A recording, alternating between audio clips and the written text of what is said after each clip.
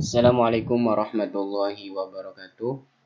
Kembali lagi di channelnya Kang Amin mengaji dan berbagi.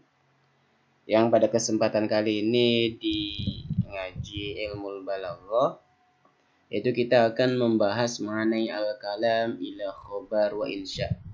Jadi kalam itu ntar ada dua, ada kalanya kalam khobar dan kalam insya. Nah, pada kesempatan kali ini itu kita akan membahas mengenai kalam khobar. Nanti pertemuan berikutnya itu akan membahas mengenai kalam insya. Jadi apa sih yang dimaksud dengan kalam khobar? Yaitu al-khobar itu kalamun yahtamilu as-sidq wal kadhib. Jadi kalam yang mengandung kemungkinan benar dan bohong. Jadi suatu ucapan yang itu khobarnya itu mengandung kebenaran atau mengandung kebohongan ya. Jadi ia hanya sebatas khobar, berita. Beritanya itu bisa benar dan bisa salah. Nah, yang demikian itu disebut dengan khobar. Nah, ini contohnya, misal Thalib berkata, qala Thalibu la yakhburu al-ustadu Ahmadu fil munaqashati ghadan. Jadi ada santri yang berkata, Ustadz Ahmad itu dia tidak akan hadir pada munaqashah besok. Nah, di sini merupakan khabar yang kebenarannya itu masih belum bisa dipastikan. Si Thalib ini berkata benar atau berkata bohong. Kayak gitu ya. Karena khabar di sini yaitu kemungkinan ya. Ada kemungkinan benar, ada juga kemungkinan salah. Nah, wal murad bisidqil khabar, yang dikehendaki dengan benarnya berita itu apa? Mutabaqatuhu lil waqi. Yaitu keselarasan, cocok gitu loh kepada realita. Ketika ternyata besok itu Ustadz Ahmad datang pada acara munaqashah, berarti khobarnya itu sidq.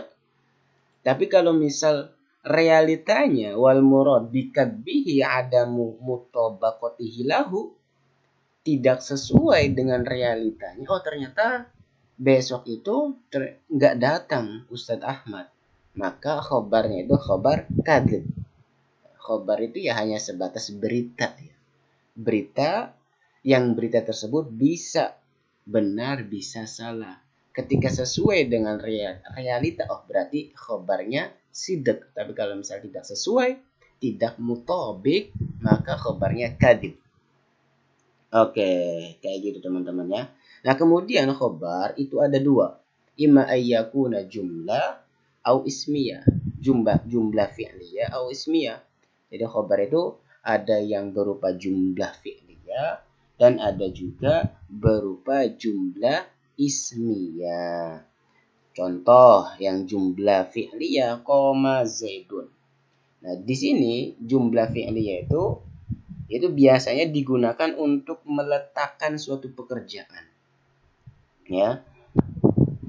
Meletakkan suatu pekerjaan di dalam zaman tertentu, tapi secara ringkas ya.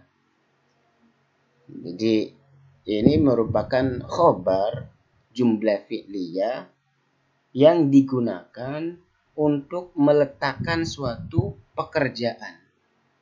Qoma Zaidun. Zaid telah berdiri. Nah, saya mengasih tahu ke orang lain kalau qoma Zaidun. Berarti ini merupakan meletakkan pekerjaan. Berarti Zaid itu dia zamannya, ada zamannya. Zaid telah berdiri. Kayak gitu. Atau khobarnya itu berupa jumlah ismiyah. Nah, di sini kalau jumlah fi'liyah itu hanya menetapkan musnad ilaihnya saja. Kalau si Zaid itu dia orang yang berdiri, Zaidun qaimun. Mau menetapkan kalau misal di sini qoma Zaidun, nah berarti Zaidnya itu telah berdiri. Kayak gitu teman-teman. Next ya. Kemudian al-aslu fil khabar ayyul qali ahadi ghorbaini. Jadi asal pada khobar tadi berita ya, itu disampaikan yulqa, disampaikan, dilemparkan ya. Itu diucapkan misal bisa ya dengan salah satu dua tujuan. Jadi mudahnya jadi memiliki dua tujuan khobar itu diucapkan. Yang pertama yaitu ada faedatul khobar. Ya, khobar itu memiliki dua tujuan. Yang pertama faidatul khobar yaitu apa? Ayyul qali ifadatil mukhatab al hukma alladhi tadammanathu, yaitu seorang mutakalim memberitahu atau memberi faedah kepada mukhatab. Seorang mutakalim, seorang si pembicara memberitahu, menyampaikan kepada si mukhatab yaitu mengenai hukum yang alladzi tadammanatsu, yang terhimpun ya suatu jumlah kayak gitu. Jadi faedatul khabar itu ya kita memberi kabar kepada seseorang yang orang tersebut mukhatab tidak tahu. Kayak misal saya mengatakan kepada teman saya ad-dinu al-muamalatu. Oh, agama itu al-muamalah, berinteraksi gitu loh. Nah, si mukhatab nggak tahu. Oh, ya iya aja gitu loh, si mukhatab mendengarnya pun gitu loh.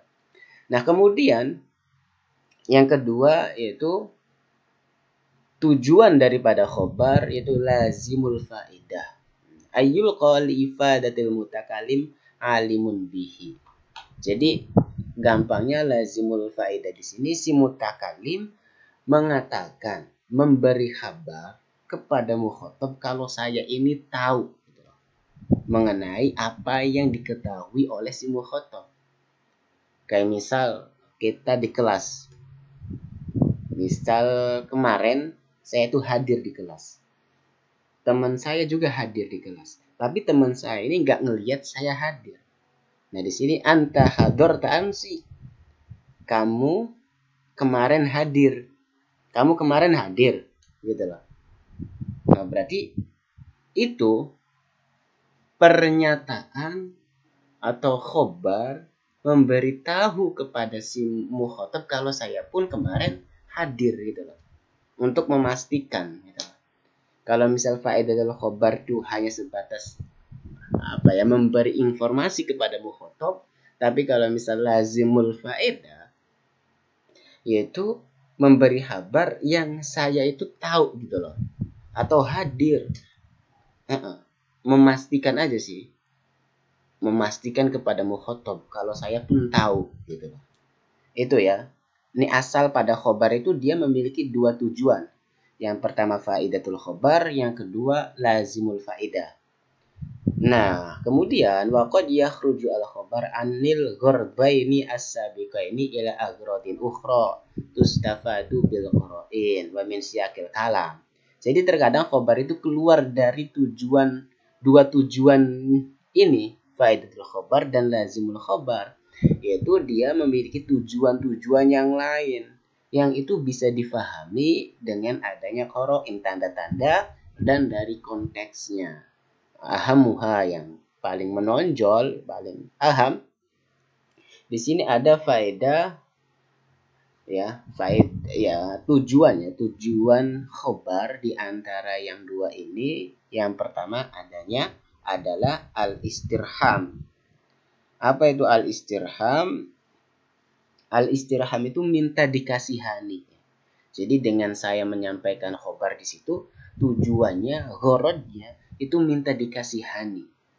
Contoh di sini, inni fakirun, saya itu orang yang fakir, orang yang sangat butuh illa afi rabbi, kepada ampunan Tuhan saya. Nah, inni fakirun illa afi rabbi ini merupakan khobar yang ghorodnya, tujuannya itu apa? Minta dikasihani. Kemudian nomor 2 yaitu ada tujuannya idharud dhaf wal khusyuk. yaitu memperlihatkan kelemahan. Ya, saya sangat lemah. Ini ceritanya Nabi Ibrahim ya. Rabbi inni wahanal 'azmu minni, Tuhanku, sesungguhnya aku telah lemah tulangku dan kepalaku telah penuh uban. Nggak mungkin gitu loh dengan seusia saya yang sudah berumur mempunyai anak lagi gitu kan. Ternyata ntar dikabulin kan Nabi Ismail itu kan. Ya, gharad yang kedua diantaranya yaitu idhar dhaf, yaitu memperlihatkan kelemahan. Oke, kemudian gharad yang lain yaitu apa? Idharut tahasur. Apa itu? Ya, memperlihatkan adanya penyesalan ala syai'in mahbub, terhadap sesuatu yang dicintai. Ini contohnya apa sih? Ibunya Siti Maryam ya. Inni wada'tuha untha. Tuhanku, aku telah melahirkan ia wanita. Jadi saya telah melahirkan seorang perempuan, padahal ibunya Siti Maryam itu menghendaki punya anak laki-laki. Tapi di sini wallahu a'lamu bima wada'at. Allah mengetahui apa yang ia lahirkan, lebih tahu, udah nurut gitu. Nah, di sini idharu tahasur. Adanya penyesalan, dia mintanya laki-laki tapi dikasih sama Allah itu anak perempuan, yaitu Siti Maryam. Kemudian gharad yang lain daripada gharadnya khabar itu wal fakhr. Fakhr itu menyombongkan diri, bangga gitu. Innallaha astafani min Quraisy. Sesungguhnya Allah telah memilihku dari kaum Quraisy. Nabi rasa bangga, saya dari Quraisy. Orang-orang hebat, orang-orang bersih, gitu kan. Kemudian takhriqul himmah. Gharad yang lain takhriqul himmah ila ma yalzimu tahsiluhu. Yaitu memberi motivasi untuk mendapatkan sesuatu, katanya gitu. Di sini laisa sawa alimun wa jahil. Tidak sama antara orang yang pandai dan orang bodoh. Nah, kemudian taubih. Taubih itu teguran. Kaqaulika lil ashir asy-syamsu tali'atun. Yaitu matahari telah terbit. Matahari telah terbit. Ditegur tuh. Bangun, subuh. Oke, kurang lebihnya itu untuk mengenai kalam khobar. Kita sudah mengenal kalam khobar, baik itu dari ta'rifnya, kemudian asal gharadnya, ada faidatul khobar dan lazimul khobar. Nah, gharad yang lain tadi ada istirham, ada idharud dha'af, ada idharut tahasur, ada fakhr, ada takhriqul himma, dan ada taubih. Mungkin yang lain pun masih banyak lagi. Ya, mudah-mudahan ada manfaatnya. Kalau misal ada pertanyaan, monggo ditanyakan. Dan kalau misal teman-teman mau les, kursus privat, monggo bisa lewat komen, tinggal ngasih aja nomornya di bawah komentar.